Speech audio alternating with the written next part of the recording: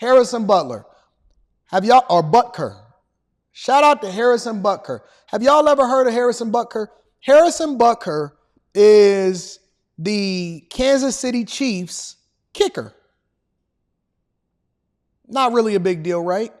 But Harrison Butker is also an elite kicker that I believe only missed 2 kicks out of 35 attempts last year. 3-time Super Bowl champ, stand-up guy, got a full head of hair. And guess what? He's just recently went viral for saying some of the things that maybe upset the establishment. I want to review this, and I got to bring this to the front of the congregation. Make sure you guys hit a like for the algorithm, subscribe to the channel, and turn on your notifications.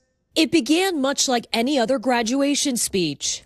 I would like to start off by congratulating all of you for successfully making it to this achievement today. But minutes into this address at Benedictine College, Kansas City Chiefs star kicker Harrison Butker ramping up the rhetoric, taking aim at President Biden. Our own nation is led by a man who publicly and proudly proclaims his Catholic faith, but at the same time is delusional enough to make the sign of the cross during a pro-abortion rally.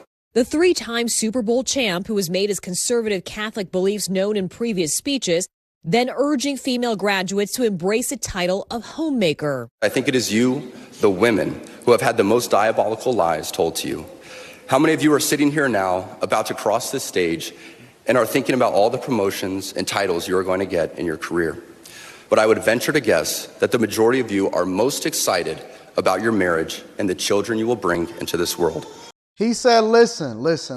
These politicking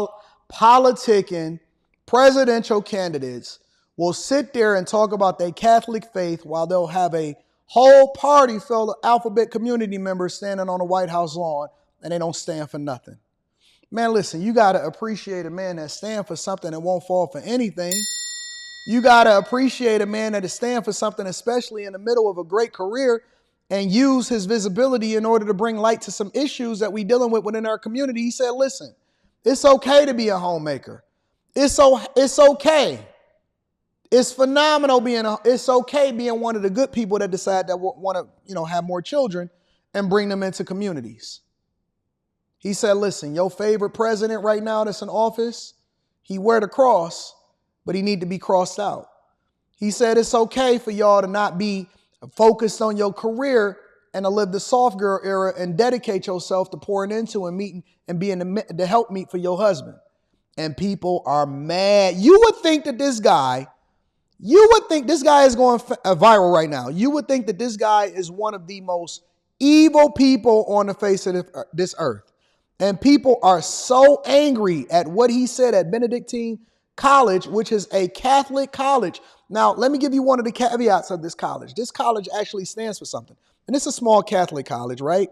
But one of the things that they did is they had a student back in 2014 put the alphabet community flag up in his dorm room window, and they went up there and they said, hey, you got to take that down. We don't fly like that over here. When you decided to take your oath and you decided to become a student here at this college, you also decided to abide by our rules. Where has freedom of speech gone in the social media era? His message to young men: be unapologetic in your masculinity, fighting against the cultural emasculation of men. Butker taking a... Be unapologetic in your masculinity. You know what? We gonna get there. I think I'm gonna play the whole speech. But LGBTQ Pride Month with a joke. Pride. Not the deadly sin sort of pride that has an entire month dedicated to it. And even quoting Taylor Swift in an apparent jab at some Catholic clergy. Because as my teammate's girlfriend says, familiarity breeds contempt. The speech was met with applause at the small Catholic college. But the backlash online has been fierce. Did he forget that this is a college graduation? I literally don't understand how you can be so sexist, homophobic, and misogynistic all in one speech. On X, one person saying, this is atrocious. You can find a kicker that's not homophobic and misogynistic pretty easily, I bet. I wonder why y'all always use phobic. I've never understood that in my life.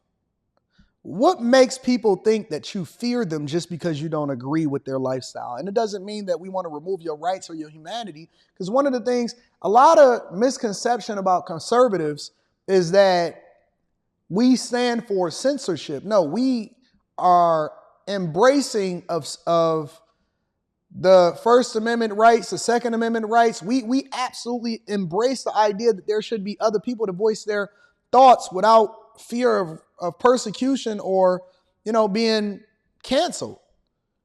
And so that's one of the fundamental values, is that just because we disagree with you don't mean that we want to silence you. We want you to have a voice. As a matter of fact, we welcome people that have differing opinions because that's what makes us American. We're a melting pot. And so people saying that you have some type of phobia of them, nobody is scared. We just don't believe in scissor kicking and doing that other thing. Butker, the Kansas City Chiefs, Benedictine College, and Taylor Swift all not responding to NBC News' request for comment. Now, many shocked fans searching for answers from Butker. What in The Handmaid's Tale is going on? I still love the Chiefs, but I definitely like you a little bit less. All right, Kathy Park joins us tonight Let's from deep Knoxville, dive Tennessee. into the actual speech. I was able to find, with a little bit of work, and then going on Reddit, I was actually able to find the whole speech. I don't think we're going to be able to watch the whole speech, but I'm going to definitely just try to get to a lot of it. Ladies and gentlemen of the class of 2024, I would like to start off by congratulating all of you for successfully making it to this achievement today. I'm sure your high school graduation was not what you had imagined, and most likely neither was your first couple years of college. By making it to this moment through all the adversity thrown your way from COVID, I hope you learned the important lessons that suffering in this life is only temporary. As a group, you witnessed firsthand how bad leaders who don't stay in their lane can have a negative impact on society. It is through this lens. Look, somebody said, I can't do this, guy. Let me get off this live. Okay, listen, I don't blame you. Listen, nobody is holding a gun to your head and saying that you got to be a part of the Anton Daniels Millionaire Morning Show. Sometimes it's people that have been rocking with me for 2 and 3 and 4 years on this platform that absolutely through 4 seasons of this show, they say, Anton, I disagree with you. And I let them come up here and they voice their opinions, and it's people that always disagree with me. And I'm okay with that. But if you're looking for an echo chamber, then go over to Roland Martin. He'll be able to accommodate you. If you're looking to be in a space where everybody is all robots and they have to agree based off of a political agenda, we free thinkers over here. That's one of the things that y'all got to remember.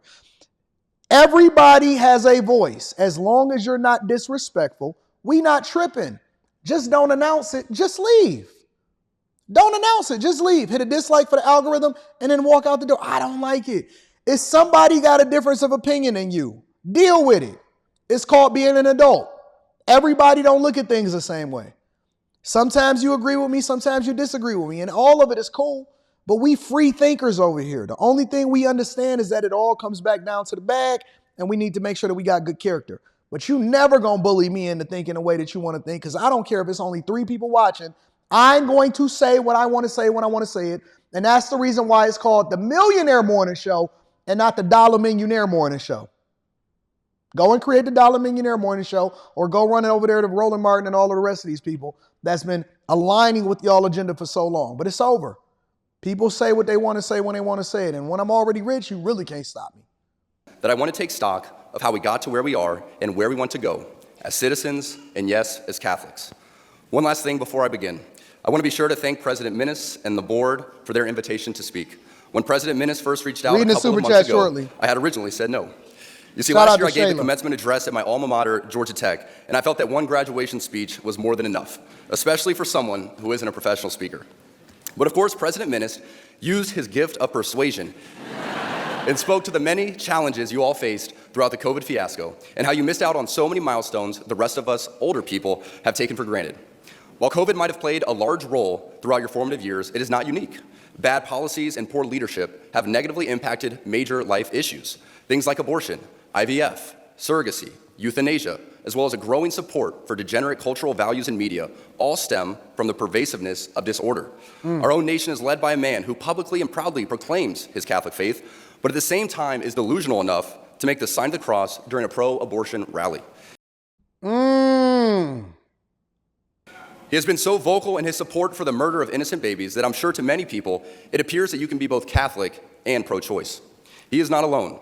From the man behind the COVID lockdowns to the people pushing dangerous gender ideologies onto the youth of America, they all have a glaring thing in common. They are Catholic. Let me ask y'all a question, because I went to Catholic school, but I'm not as familiar. Is it a standard amongst Catholics? And I don't know, and that's why I'm asking a question. I'm genuinely asking a question. This is not rhetorical. Is it a standard amongst Catholics that abortion is wrong? Just asking. Is that automatically a standard? Because I want to be objective enough to ask the question. Let me know inside of the chat. I'll be sticking around and I'll be trying to figure it out. I think that we're going to talk about this on After Hours, because I think that this will be a good conversation. Slimmy, I'm interested in getting your perspective. Quentin, I'm interested in getting your perspective. Of course, we're going to have Mika tonight. Make sure y'all tap in After Hours, 10:30 Eastern PM Standard. Tonight, we're going to have this conversation. We're going to bring this up because I want to hear everybody else's thoughts too.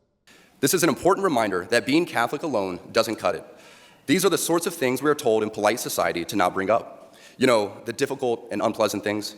But if we are going to be men and women for this time in history, we need to stop pretending that the Church of Nice is a winning proposition. We must always speak and act in charity, but never mistake charity for cowardice. It is safe to say that over the past few years, I've gained quite the reputation for speaking my mind. I never envisioned myself nor wanted to have this sort of a platform, but God has given it to me, so I have no other choice but to embrace it and preach more hard truths about accepting your lane and staying in it. As members of the church founded by Jesus Christ, it is our duty and ultimately privilege to be authentically and unapologetically Catholic.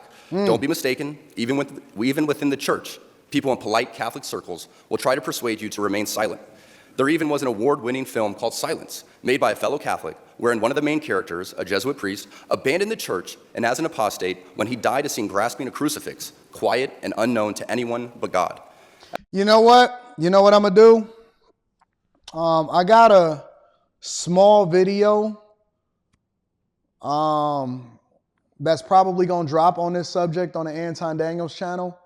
But what I am going to do is, I think that I'm going to review this whole speech on the Anton Daniels channel. Or maybe I'll review it, it'll be the first video on Room 9 or something like that. That sounds like a reasonable thing. So what we'll do is, I'll do my first live stream on Room 9 on this weekend. And then obviously subsequent videos are going to come out after that. And I'll break down this whole speech because this is too long. This is 20-something minutes and we don't really have time to break it down today. But it looks like he's well-spoken.